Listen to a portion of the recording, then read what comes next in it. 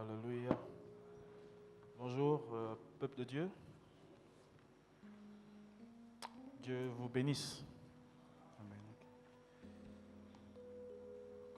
Nous rendons grâce au Seigneur qui nous donne encore la grâce de pouvoir nous retrouver dans cette nouvelle année avec un thème nouveau. Et je vois des visages qui sont nouveaux. Alléluia. Donc nous sommes très contents de nous retrouver encore ce matin. Gloire à Dieu. Alors ce matin, je vais prendre avec toi un thème. Le thème de ce matin est s'enraciner dans la foi. S'enraciner dans la foi. La chorale l'avait déjà annoncé et le président du culte a appuyé. La Bible dit que le témoignage de deux est vrai. Donc, véritablement, c'est le thème que le Seigneur nous a donné ce matin. Donc, je voulais que tu viennes avec moi dans le livre de Matthieu, chapitre 15. Matthieu, chapitre 15.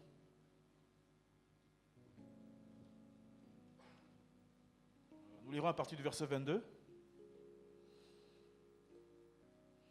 Je vais prendre en version Darby.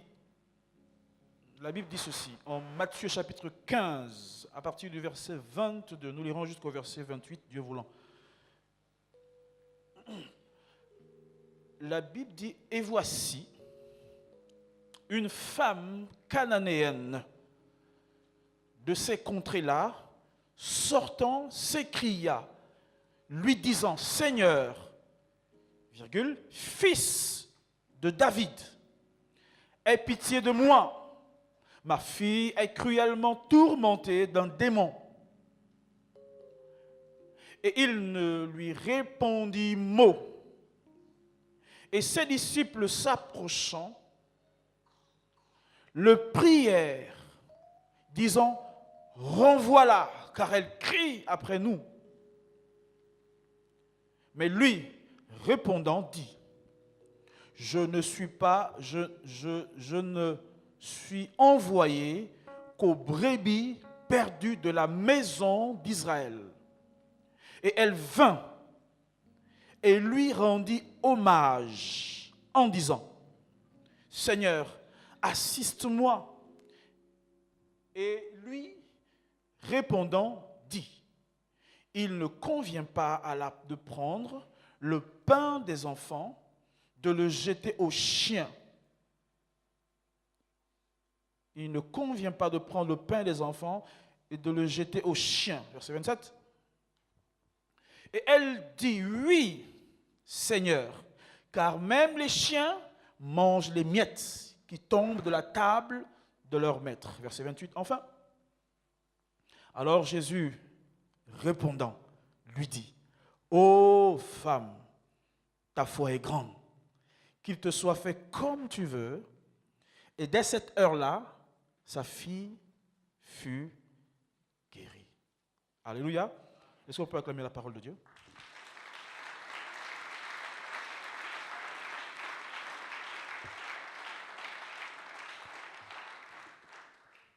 Gloire à Dieu. Alléluia. Donc nous venons de lire un texte, une histoire que nous connaissons suffisamment. Beaucoup ont peut-être lu, relu, ont écouté des sermons, des témoignages, des enseignements sur ce thème, sur ce texte. Qui est un texte vraiment très profond, et nous voulons, par la grâce de Dieu ce matin, prendre quelques éléments qui sont nécessaires pour nous aider à vraiment appuyer notre thématique de ce matin.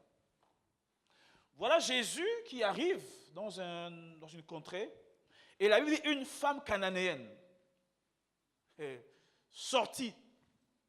Ça veut dire qu'elle n'était pas là au départ, et c'est quand Jésus est arrivé, en voyant Jésus, que la femme est sortie du lot, est sortie de la foule, est sortie de là où elle était, pour venir s'adresser à Jésus. J'ai compris une chose très importante ce matin, à travers ce texte, c'est que, et c'est d'ailleurs la chose principale qu'il faut noter dans ce texte, c'est une femme cananéenne, donc une païenne. Elle n'est pas juive, elle ne connaît pas la Torah, elle ne connaît pas les lois juives. Elle ne connaît pas le Pentateuque, elle ne connaît pas la loi de Moïse. Mais la Bible dit, elle est sortie et s'est approchée de Jésus. Alléluia. Voilà quelqu'un qui ne connaissait pas le Seigneur, à qui ses parents n'avaient pas appris la loi parce qu'elle n'était pas juive. Dans notre version, on parle d'une femme syrophénicienne. Donc, c'était une cananéenne, une païenne, étrangère aux choses de Dieu, méconnue de Dieu, éloignée de Dieu. Mais la Bible dit une chose, et voici une femme sortie, une femme cananéenne sortie de ces contrées, s'écria et lui dit, Seigneur, fils de David. Parce que le fils de David, quand on dit fils de David, en fait, c'était une appellation de Jésus, du Seigneur, qui n'était réservée qu'aux Juifs. Amen. Et il n'y a que les Juifs qui avaient le droit, ou du moins qui avaient la connaissance de savoir, enfin, qui avaient la sagesse de savoir que Jésus s'appelait aussi fils de David. Et c'était très courant parce que c'était un peu comme, si vous voulez, vous savez, on a le petit nom de la maison que seuls les gens de la maison connaissent et que les étrangers ne connaissent pas. Alléluia. Et voilà ce petit nom de Jésus, du Seigneur, qui n'était réservé, qui n'était en fait que l'apanage des Juifs. Voilà cette femme qui n'est pas juive, cette femme qui ne connaît pas la loi de Moïse, cette femme qui ne connaît pas l'évangile, cette femme qui n'a jamais été enseignée dans les lois juives. La Bible dit, elle est venue. Elle a dit, Seigneur, fils de David.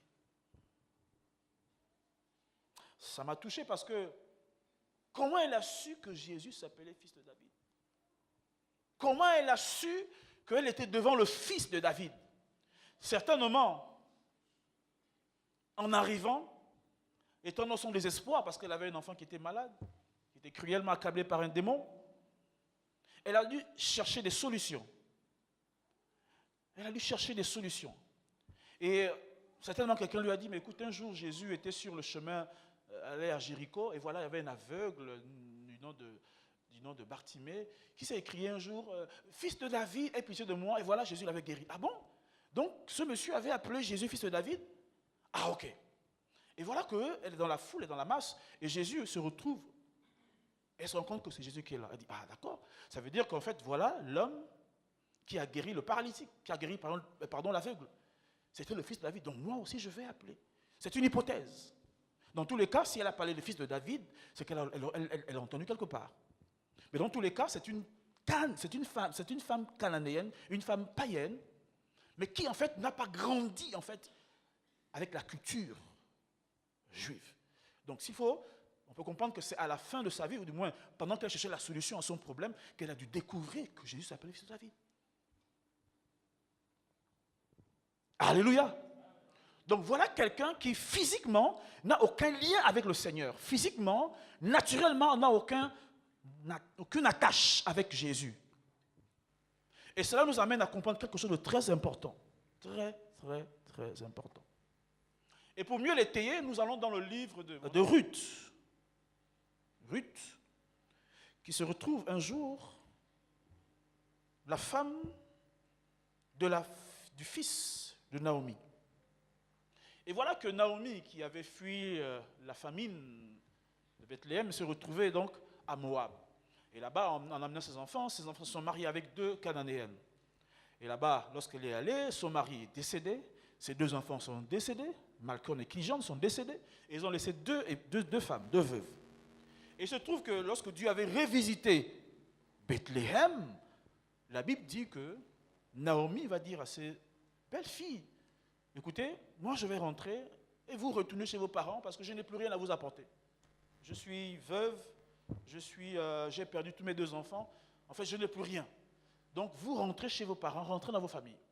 Et il se trouve que les 2 femmes vont dire non, on va aller avec toi. Mais elle a tellement insisté, non, rentrez chez vous. Il y a une qui est rentrée. Et il y a une qui a dit, et c'est Ruth qui l'a dit. Elle a dit que ton Dieu sera mon Dieu.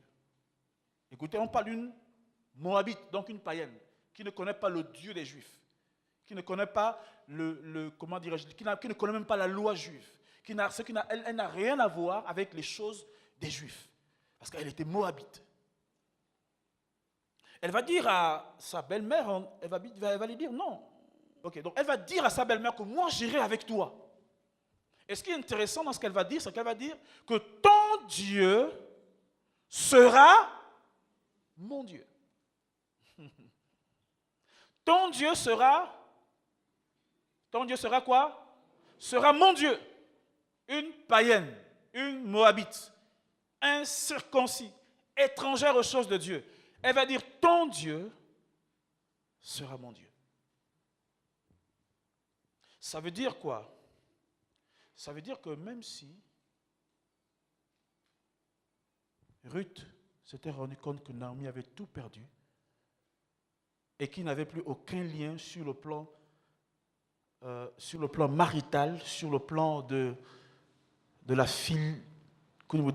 filiation en rapport avec le mariage, elle a compris une chose, c'est que si je vais derrière cette femme, ce n'est pas parce que nous avons un lien de parenté.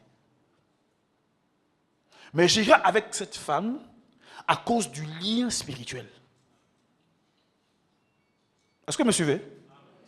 Elle n'est pas allée avec Naomi, à cause du lien de sang ou lien de l'alliance. Elle est allée en disant, ton Dieu sera mon Dieu.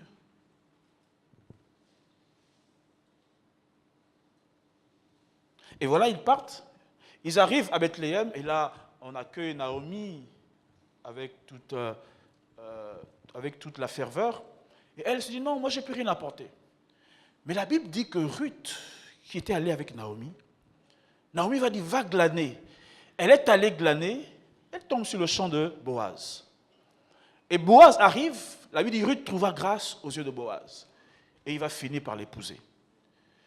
Je pose la question de savoir, si Ruth n'avait pas dit à Naomi que j'irai avec toi à cause de ton Dieu, est-ce qu'elle aurait rencontré Boaz? Non. Elle n'aurait pas rencontré Boaz. Or, nous savons que de Ruth et Boaz est né Obed. Obed qui a engendré Isaïe, Isaïe qui a engendré David. Donc, à travers le lien qu'elle a eu avec Naomi, la Bible dit qu'elle est rentrée dans la lignée messianique. Elle est devenue l'arrière-grand-mère de Jésus. Quelqu'un qui n'était pas appelé à être la grand-mère de Jésus. Par le lien du sang, elle n'était pas appelée à être la grand-mère de Jésus. Parce qu'elle était moabite. Amen. Les moabites sont étrangers à la loi de Dieu. C'est pourquoi vous allez voir que David donc est né d'une, si vous voulez un peu, d'une arrière-grand-mère qui était comment? Moabite. Or, vous savez que les Moabites n'avaient pas le droit de siéger, du moins d'habiter, ou du moins de venir dans le sanctuaire, dans le temple des Juifs.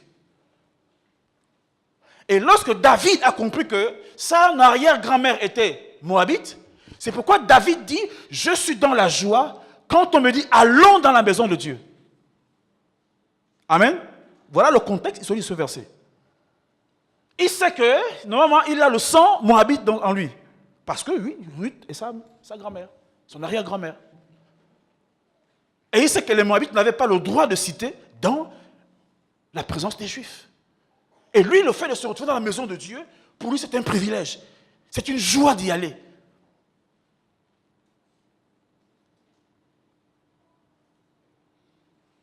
Alléluia. Et nous voyons ici que l'histoire de Ruth relate un peu l'histoire de l'Église. Quelle Église? L'Église qui n'est pas constituée forcément de Juifs, mais qui est constituée de non-Juifs, des païens, des incirconcis que nous étions. Alléluia. S'il ne s'agissait que du lien, c'est-à-dire de la filiation de sang, nous ne serions pas dans l'Église. Mais c'est à travers la foi en Jésus. C'est pourquoi vous allez voir Ruth, quand elle a dit, il dit, ton Dieu sera mon Dieu. Ça veut dire que ce qu'il a emmené au milieu des Juifs, ce n'était pas de lien physique, c'était un lien spirituel. Alléluia. Et c'est la même chose pour nous. Nous ne sommes pas Juifs de sang. C'est vrai que par la foi, nous sommes enfants d'Abraham. Alléluia. Mais dans tous les cas, sur le plan sanguin, nous ne sommes pas les Juifs. Mais c'est à travers le lien, c'est-à-dire à travers le lien spirituel que nous avons avec Jésus, que nous pouvons être admis dans l'assemblée des saints. Donc pour nous, nous sommes un peu comme Ruth, qui tombe des Moabites. Et aujourd'hui, nous nous retrouvons dans la lignée de Jésus. Jésus vit en nous. Alléluia. Voilà là où la foi de la femme cananéenne a commencé. Elle a compris que même si je ne suis pas directement rattaché, alléluia, aux Juifs, mais il y a un moyen d'être rattaché aux Juifs. C'est pourquoi la Bible dit que la foi vient de ce qu'on entend, et ce qu'on entend vient de la parole de Dieu. Donc on peut dire que cette femme, lorsqu'elle s'est approchée de Jésus, lorsqu'elle a appelé Jésus fils de David, lorsqu'elle a appelé Jésus Seigneur, c'était par la foi. Alléluia. C'est par la foi qu'elle a manifesté cette approche envers Jésus. Et je le dis, j'ai pris cet exemple pour étayer le fait que cette femme, normalement, sachant qu'elle était cananéenne, n'avait même pas le droit d'ouvrir la bouche. Mais comme nous avons une histoire similaire, comme celle de Ruth, qui, au-delà du fait qu'il n'y avait pas de lien de sang avec les Juifs, elle a dit quand même, mon Dieu sera ton Dieu. Cette femme cananéenne aussi a compris que même si je ne suis pas juive, alléluia, mais le Dieu des Juifs peut être mon Dieu. Donc, si vous voulez, l'approche qu'elle a eue, en fait, a une base spirituelle. Ce n'est que par la foi, et uniquement par la foi, que cette femme s'est approchée de Jésus. Parce que physiquement, elle était disqualifiée. Alléluia. Je veux dire à quelqu'un ce matin, même si sur le plan physique, tu es disqualifié, alléluia, il y a un moyen de passage pour arriver à Jésus par la foi. Alléluia. Vous voyez, ça nous donne de l'avantage. Même si sur le plan matériel, sur le plan physique, sur le plan séculier, les choses sont vérifiées, avérées, que tu n'as pas le droit, tu n'as pas part aux grâces. Alléluia. Mais toi, tu te dis, par la foi, je peux avoir part à ces grâces. Ça, c'est très, très important de comprendre ça.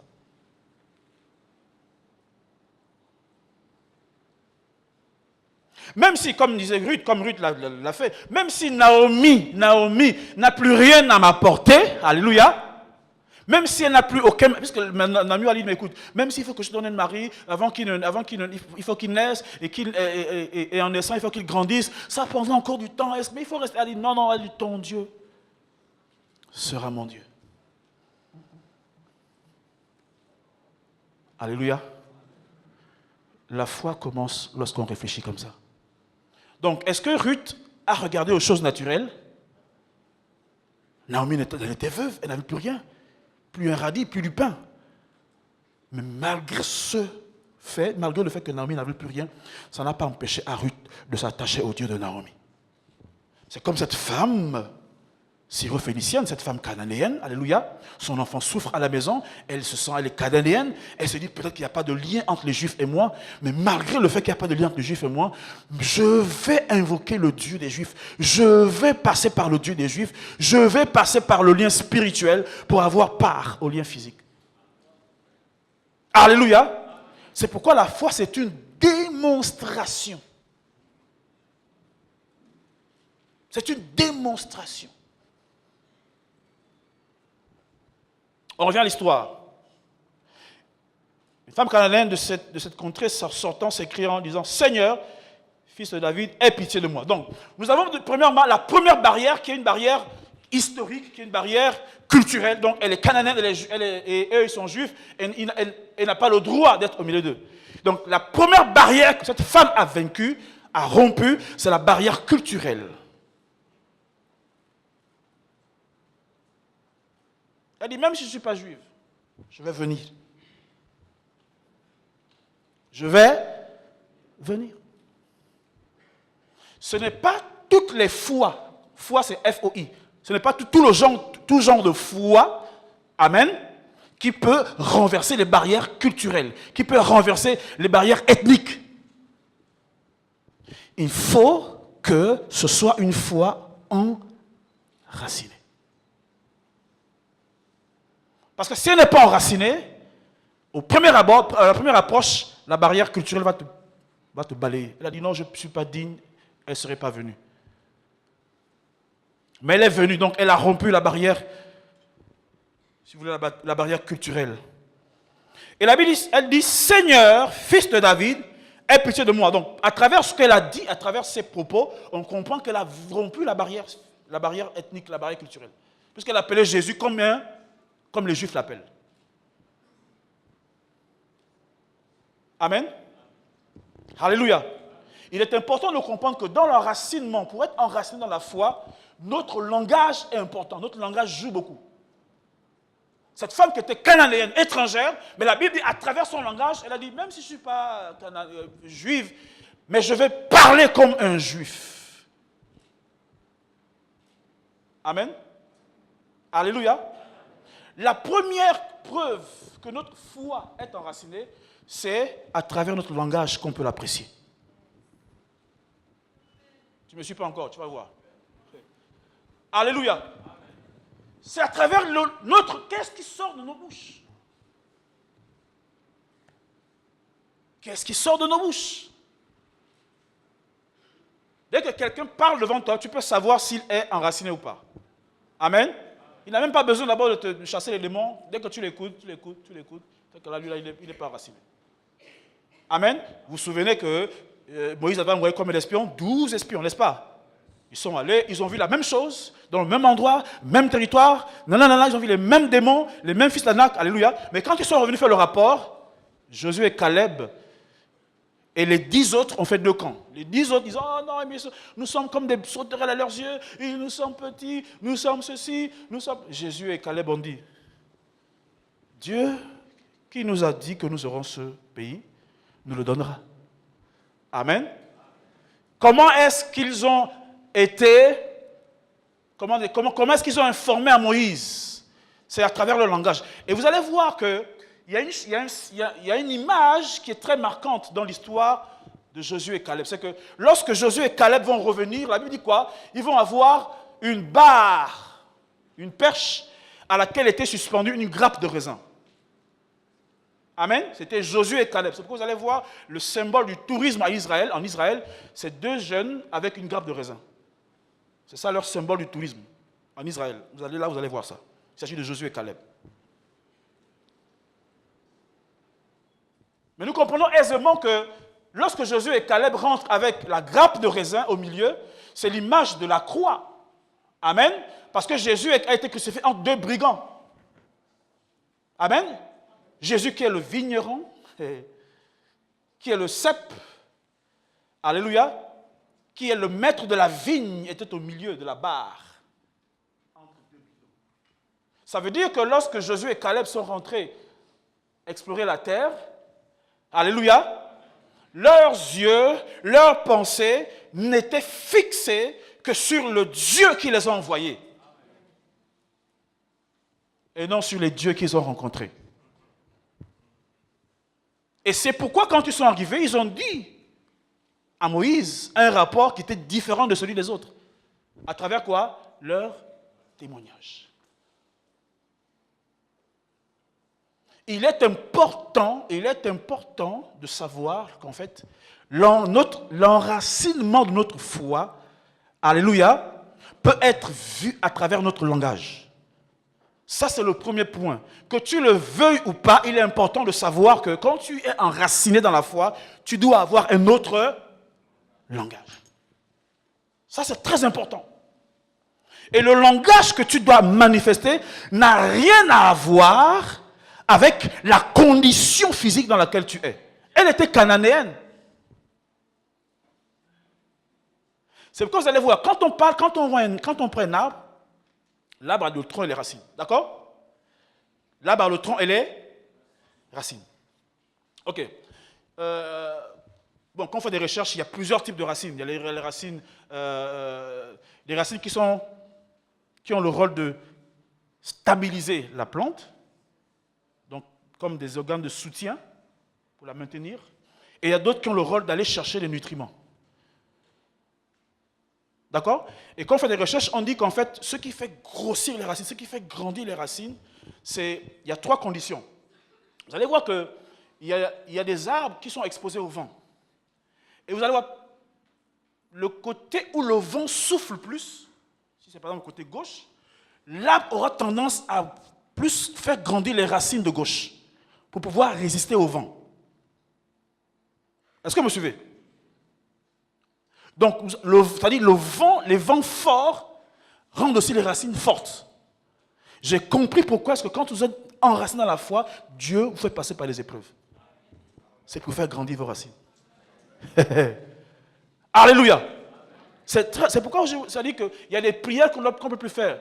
Chasser les épreuves. Je chasse les épreuves. Non. Tu chasses les épreuves comment? Dieu les envoie pour faire grandir tes racines. Amen, amen. Et vous allez voir que lorsque Josué et Caleb et les 10 autres sont allés à Canaan, ils ont vu des géants, des fils d'Anak. Mais là où les autres ont vu les fils d'Anak, les géants, ils se sont vus comme des sauterelles. Mais Josué et Caleb ont vu en fait que si Dieu nous donne le pays là où des géants habitent, nous aurons des grandes maisons, nous aurons des grands lits, nous aurons des grands espaces. Alléluia. Là où les autres ont vu qu'eux ils étaient petits devant les grands, Josué a vu les grands espaces que les grands fils d'Anak leur offriraient lorsque Dieu leur donnerait le pays. Tout dépend de ce que tu vois.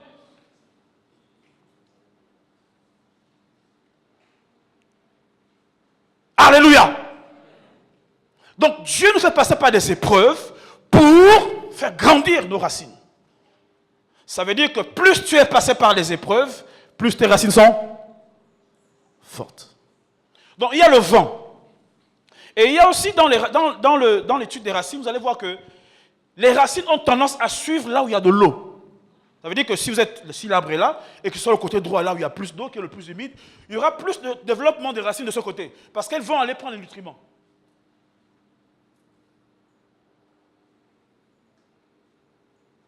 Amen. Donc, ce n'est pas une règle, voilà que ça va, non, non, non. Et c'est-à-dire les racines se développent en fonction des conditions atmosphériques. Lorsque Dieu va mettre Daniel et ses amis dans la fournaise,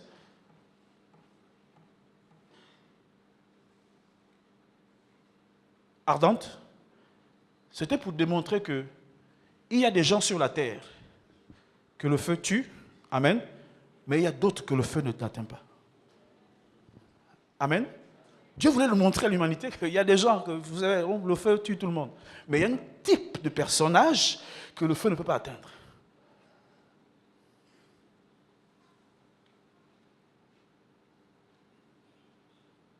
Alléluia. La femme vint devant Jésus, elle s'écrie. Ça veut dire que la femme ne tient pas compte de ce qu'elle est, du fait qu'elle soit canadienne. Elle se connecte au Dieu des Juifs. Et écoutez la suite.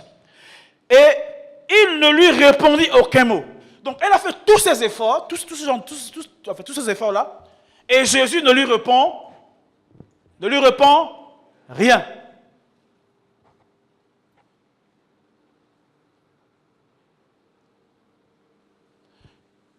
Le deuxième obstacle, en dehors de l'obstacle culturel, le deuxième obstacle à laquelle cette femme a fait face était le silence de Dieu. Jésus ne lui a rien répondu. Après avoir vaincu l'obstacle culturel, le fait qu'elle ne soit pas juive, elle s'est avancée, elle a appelé Jésus fils de David. Voilà se retrouve un autre obstacle, c'est que Jésus ne lui répond rien, le silence de Dieu.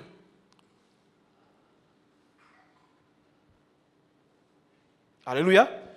Parfois, le silence que Dieu nous donne, le silence que Dieu met en évidence, montre, alléluia, c'est pour davantage allonger nos racines. Ça va expliquer tout à l'heure. Il ne lui répondit rien.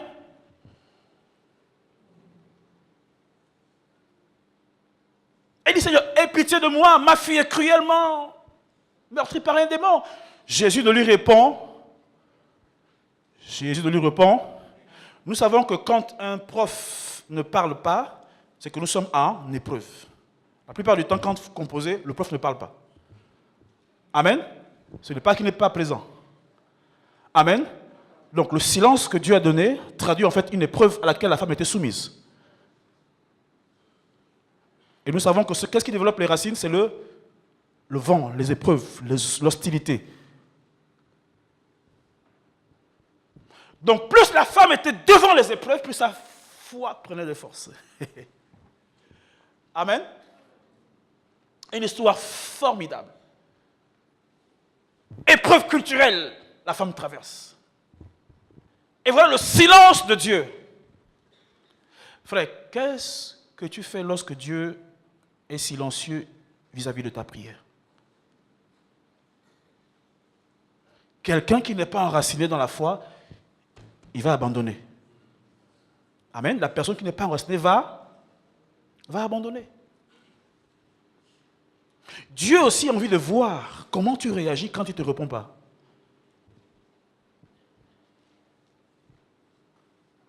Amen. C'est pourquoi je vais un peu de théologie. Ok. Nous, comment dire ça plus simplement? Ce qui fait grandir notre foi, ce n'est pas lorsque nous nous focalisons sur les œuvres de Dieu. Ce n'est pas parce que tu as part aux œuvres de Dieu, aux actions de Dieu, aux œuvres de Dieu qui fait grandir ta foi.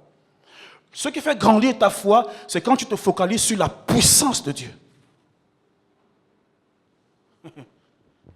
Amen. Vous vous souvenez, Jésus était dans sa contrée et il n'a fait aucun miracle.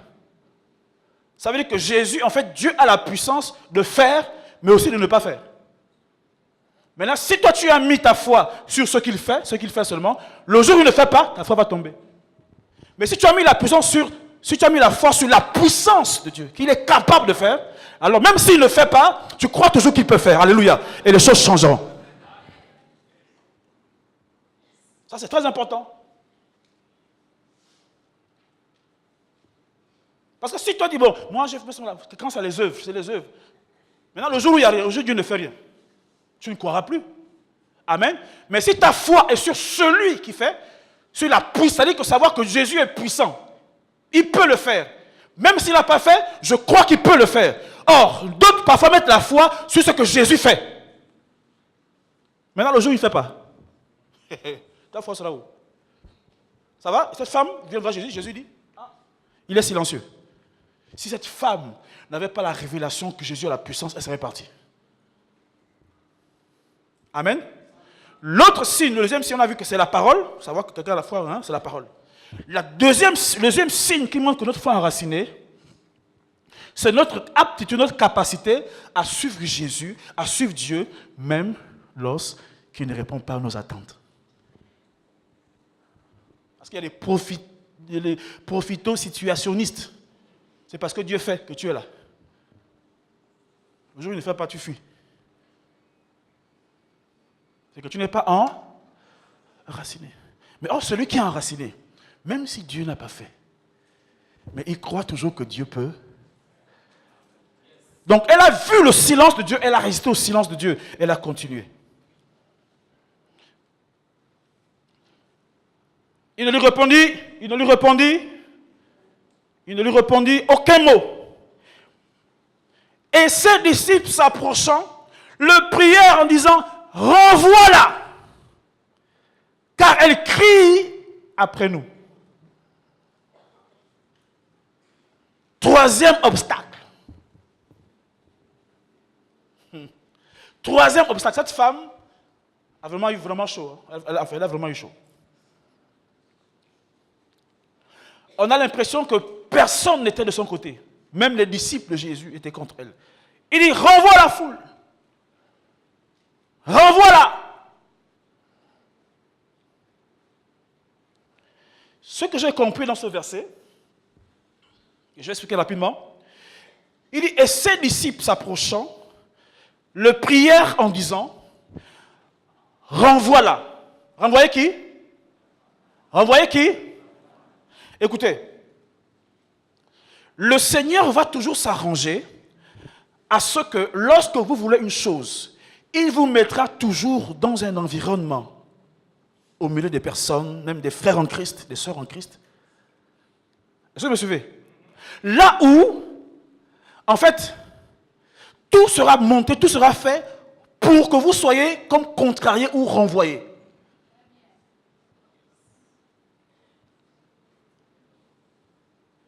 Amen. Il vous mettra toujours dans ce genre de conditions. Et si votre foi n'est pas enracinée, vous allez être balayé du revers de la main. Alléluia. Jésus ne dit rien. Les disciples disent renvoie-la. La rejette complètement. Si cette femme n'était pas enracinée, avec tous ces obstacles-là, elle serait repartie déjà à la maison. Alléluia. Mais quand vous avez quelqu'un qui a une révélation, que le problème qu'elle a à la maison, et celui qui a la solution, c'est Jésus, malgré tout ce que vous mettez devant Jésus, face à elle, alléluia, tout dépend de la révélation qu'elle a de Jésus. Si elle sait que c'est Jésus qui doit guérir, frère, malgré ce que vous mettez des disciples qui chassent, vous mettez des barrières culturelles, vous mettez de silence, cette femme n'abandonnera jamais parce que sa foi est enracinée.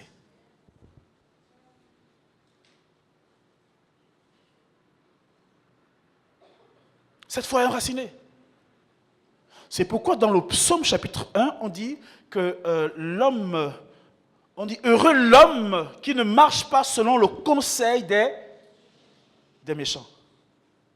Ça veut dire quoi? Malgré la méchanceté des gens, leur dureté, alléluia, moi ma marche n'est pas liée à ces hommes-là, alléluia. Je marche à cause de la révélation que j'ai de Jésus. Et qui ne s'assoit pas en compagnie des moqueurs.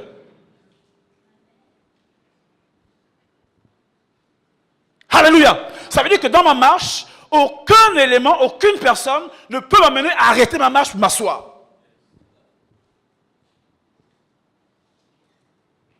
La Bible dit, il est comme un arbre planté près d'un courant d'eau. Cette femme était plantée où? Elle était plantée où? Par rapport à Psaume chapitre 1, cette femme, on peut dire qu'elle était plantée près d'un courant d'eau. Amen. Elle était plantée près d'un courant d'eau. Parce que malgré les obstacles, cette femme était stable. Oh, même les disciples ne peuvent pas l'arrêter. Voilà. C'est où là? Vous êtes où là?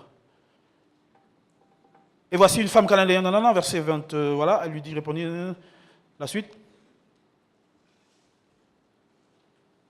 Avant, 23.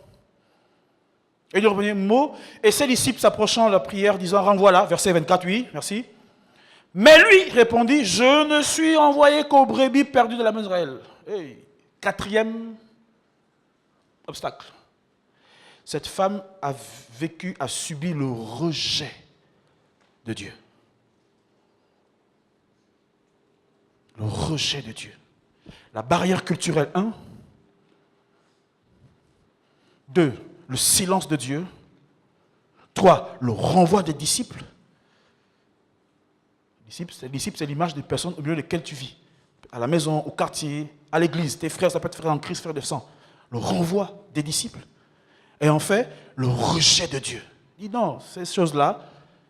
Il lui répondit, je ne suis envoyé qu'aux brebis perdues de la maison. Ça veut dire quoi? Physiquement, Jésus dit non, on n'a pas de lien. Vous vous souvenez de Ruth et Naomi? Amen. On n'avait plus de lien parce que le mari de Ruth était décédé. Donc en fait, le lien est rompu. Donc physiquement, il n'y a plus de lien entre Ruth et Naomi. C'est comme cette femme aujourd'hui. Jésus dit non, moi je ne suis envoyé que pour les brebis perdues d'Israël, de la maison. S'ils savent encore d'Israël, on a dit non, mais Moabit, c'est en Israël. Il dit de la maison. Pas ceux qui sont hors de la maison. Le rejet de Dieu.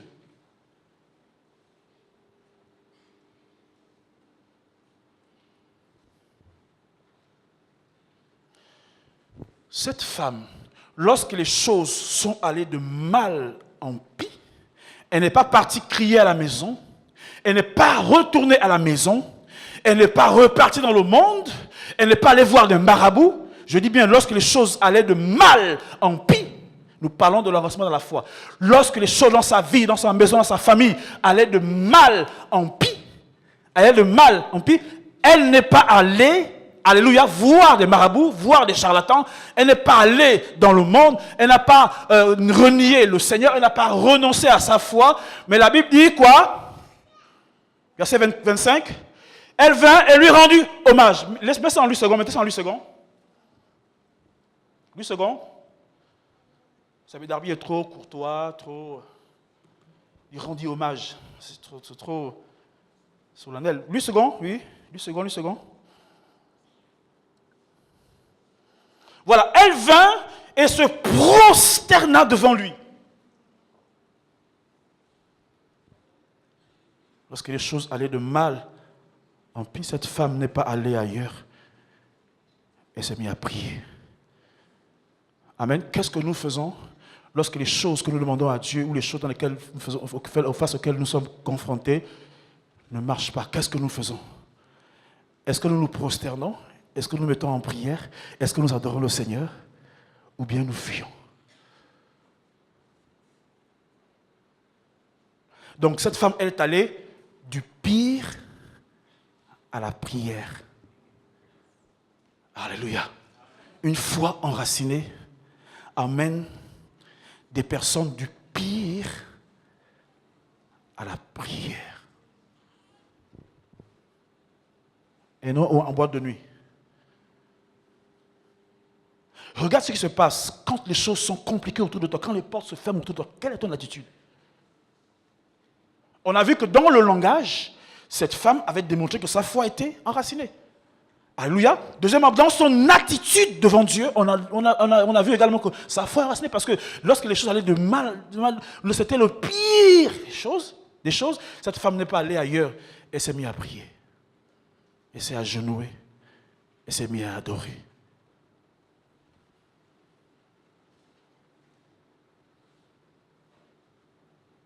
Je pose la question, est-ce que l'enfant est déjà guéri? Les personnes en restant dans la foi rendent grâce à Dieu avant le miracle. Amen. C'est trop facile, Jésus a guéri, tu danses. Oh, louons-le. C'est trop facile. Maintenant, le jour où tu ne fais pas, la personne va raser les murs maintenant. Vos églises là, vos pasteurs là, c'est des faux. Parce que Dieu n'a pas fait. Mais cette femme, malgré le fait qu'elle n'ait rien eu, qu'elle ait eu le rejet de Dieu, elle a adoré. Ça veut dire qu'il faut faire attention de ne pas trop s'appuyer sur les œuvres de Dieu. Parce qu'il n'y avait aucune œuvre. Mais elle a compris qu'elle est devant la puissance de Dieu. Amen. Même si je n'ai pas les œuvres, mais j'ai l'homme qui fait les œuvres devant moi. Et c'est prosterné devant lui. Une foi dont les racines vont dans le courant d'eau. Et la Bible dit que, nous sommes dans Jean chapitre 4, la Bible dit que le Saint-Esprit, lorsque tu boiras de l'eau que je te donne, des fleuves d'eau vive couleront de toi. Alléluia. Ces fleuves parlent du Saint-Esprit, de la vie de l'Esprit en nous. Et cette femme a compris que moi, je n'ai peut-être pas les œuvres, mais j'ai celui qui fait les œuvres. Alors elle s'est prosternée devant Jésus. Elle s'est prosternée devant Jésus. En lui rendant hommage. Il disait, Seigneur, assiste-moi. Et il lui répondit, il ne convient pas de prendre le pain des enfants et de le jeter aux chiens. Et elle dit, oui, Seigneur, car même les chiens mangent des miettes qui tombent de la table.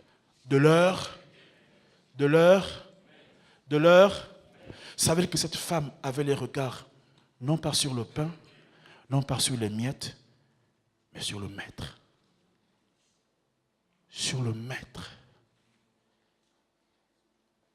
Lorsque tu demandes à Dieu une chose et que la chose n'arrive pas, si tu n'es pas enraciné, tu vas baisser les bras. Mais si tu es enraciné, tes yeux vont rester sur le maître. Alléluia. Elle a dit, maître, mais les miettes tombent de la table du maître. Ça veut dire quoi? Que lorsque les choses sont allées de complication en complication, cette femme a fait quoi? Elle n'est pas allée ailleurs, elle s'est prosternée. Et le fait de se prosterner et de démontrer à Jésus qu'elle n'est pas ici à cause seulement des miettes, à cause seulement du pain, mais à cause du maître. Cette attitude que la femme a eue a transformé, alléluia, cette attitude qu'elle a eue a transformé ses douleurs, ses manquements en miracles. La Bible dit, Jésus lui dit au verset 27, et elle dit au verset 28, alors Jésus s'approchant lui dit, ô femme, ta foi est grande. Mais ce n'était pas évident. Hein? C'est parce que Jésus a vu qu'elle a résisté aux épreuves. Première épreuve, c'était barrière culturelle. Elle n'était pas juive. Deuxième épreuve, le silence de Dieu. Troisième épreuve, le renvoi de leadership de ton entourage, de tes frères. Quatrième épreuve, le rejet de Dieu. Au contraire, ces 4 épreuves l'ont conduit où? À l'adoration. Alléluia. Et quand Jésus lui dit, voilà, on ne donne pas, il dit, oui Seigneur, Jésus lui dit, on ne prend pas le pain, on ne prend pas le pain des enfants. Si c'était quelqu'un qui était, c'est-à-dire, qui était attaché seulement à ce que Dieu donne, aux œuvres de Dieu, aux dons de Dieu, elle allait partir. Amen. Parce que quand elle dit qu'on ne donne pas le pain aux enfants, en fait, Jésus lui refuse même le don, la provision. Amen. Mais elle, sa foi était fondée sur la puissance de Dieu. Parce que Dieu a la puissance de faire, ou il peut aussi dire, je ne fais pas. Il y a un endroit où Jésus n'a pas fait de miracle. C'est lui qui a la puissance, qui a le dernier mot. Alléluia. Nous voyons que toutes ces choses ont fait en sorte que la femme, qui était destinée à repartir à la maison sans rien, cela a engendré le miracle. Alléluia. Et Jésus a dit, ta foi est grande. Tous ces obstacles ont fait en sorte que la foi de la femme soit plus grande. Souvenez-vous, c'est du côté où il y a plus de vent que les racines sont plus grandes.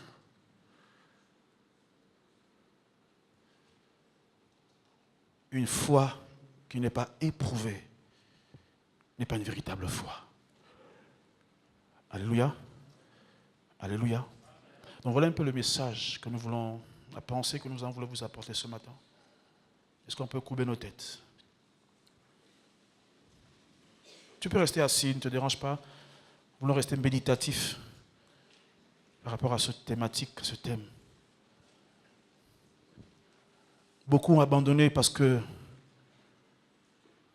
il y a eu la barrière culturelle. D'autres ont abandonné parce qu'il y a eu le silence de Dieu. Tu as demandé le mariage. Depuis des années, Dieu est silencieux. Et tu as abandonné. Or, le silence de Dieu vient pour fortifier ta foi.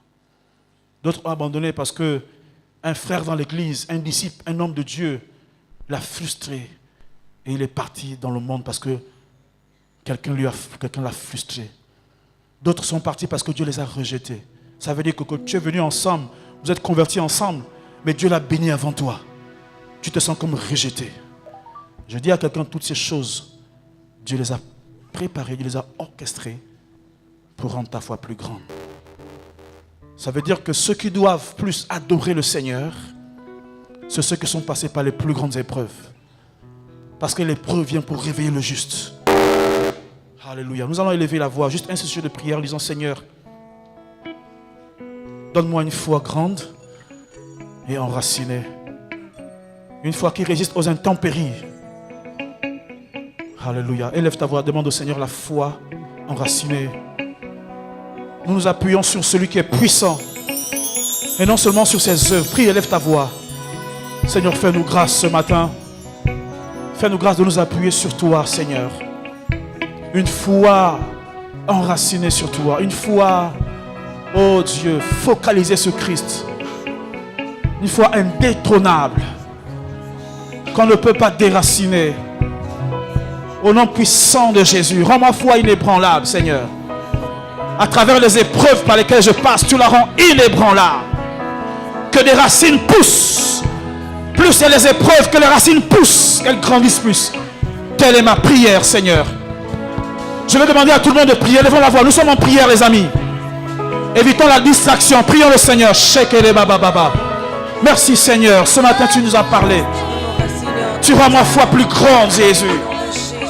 Dans les situations difficiles, je veux que ma foi navigue vers toi, Seigneur. Rien ne l'arrêtera. Une foi instoppable. Une foi qu'on ne peut pas arrêter. Je la reçois au nom de Jésus. Oh Dieu, quelles que soient les épreuves, que ce soit Dieu qui me rejette ou bien les hommes qui me rejettent, je reste enraciné dans le nom de Jésus. Rien ni personne ne m'amènera à faire demi-tour. Malgré les épreuves, j'avancerai. Alléluia, j'avancerai. Malgré les difficultés, je veux avancer dans le nom puissant de Jésus. Alléluia. J'avance, Seigneur. Même si c'est difficile, même si tout le monde est contre moi, moi j'avance. J'avancerai. Même si ce que je vis me démontre le contraire, moi j'avancerai. Au nom puissant de Jésus de Nazareth. Rien ni personne ne peut me déraciner. Au nom de Jésus de Nazareth. Alléluia. Merci Seigneur. Thank you Jesus. Alléluia. Merci Seigneur. Merci Seigneur. Sokorobo Shandabaya Baba. Merci Seigneur. Merci Jésus. Merci Seigneur. Merci Seigneur.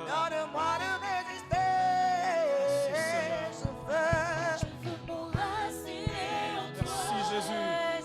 Merci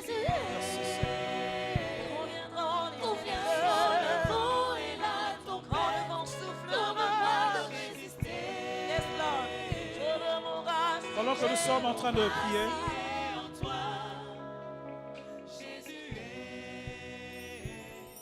tu es dans cette salle et il se trouve qu'à cause des épreuves par lesquelles tu es passé, au lieu que le pire que tu as vécu te conduit à la prière, cela t'a conduit ailleurs. Et tu te sens comme loin de Dieu, tu te sens comme éloigné de Dieu. Tu te sens comme désemparé. Je voulais simplement que tu fasses cette prière avec moi. Et là, ce n'est pas tout le monde. C'est-à-dire que les épreuves par lesquelles tu es passé ont montré que ta foi n'était pas enracinée. Mais ce matin, je te donne un secret. Je te donne un secret. Mets ta foi sur la puissance de Dieu et non sur les œuvres de Dieu. Même quand il n'y aura rien, la foi va demeurer parce que Dieu restera puissant. Et jusqu'au jour où le miracle va arriver. Et l'autre conseil que je te donne, c'est que quand tu vois beaucoup d'obstacles, ça veut dire deux choses. Ça veut dire que la foi aussi est beaucoup grande. Dieu sait que celui-là, si je le mets devant les épreuves, il va résister. Quand tu vois beaucoup d'épreuves, c'est que la foi aussi est beaucoup grande. Deuxième chose, c'est que quand tu vois beaucoup d'épreuves,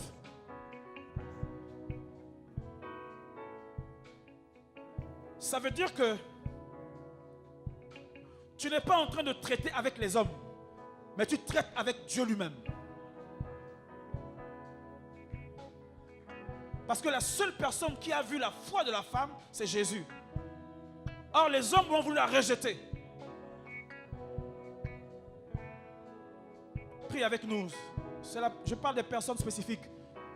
Tu sens que ta foi n'est pas enracinée à travers les épreuves que tu as vécues. Dis ce matin, Seigneur, à partir d'aujourd'hui, je mets mes regards sur toi, sur le maître, et non pas sur la table du maître, non pas sur le pain du maître, non pas sur les miettes, mais sur le maître lui-même, le maître des temps et des circonstances. Mes yeux restent sur le maître, même si la table est vide, même s'il n'y a pas le pain, mais mes yeux resteront sur le maître. Élève ta voix, prie avec nous ce matin, prie.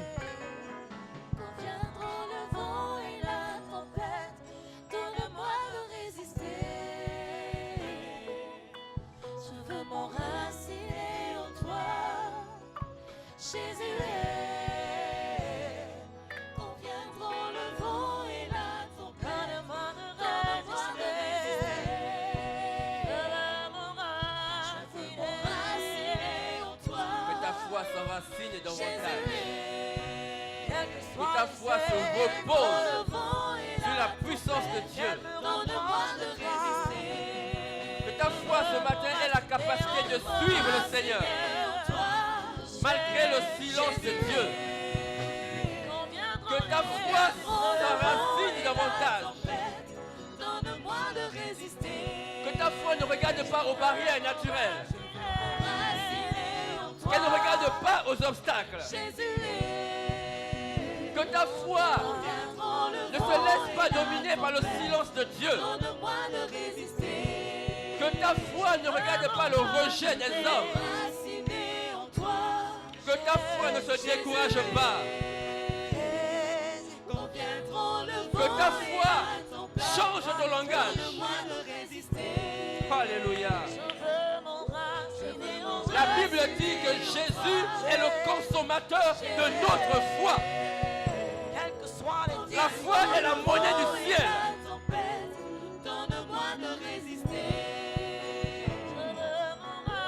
Nous allons chanter ensemble ce cœur. Nous voulons nous enraciner.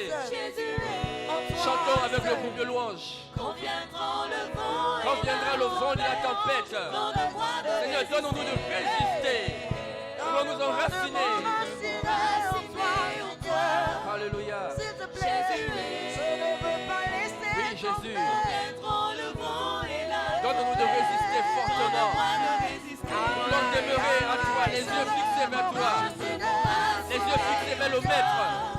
Et non sur la table du Maître. Les yeux fixés vers Jésus.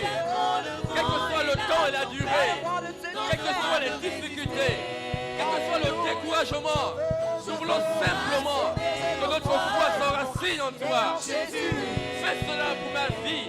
Fais cela pour mon frère, pour ma soeur. Pousse notre foi, Seigneur. Oh, merci pour ta parole, Seigneur. Merci pour ta parole qui nous fait du bien ce matin. Alléluia. Merci, Jésus.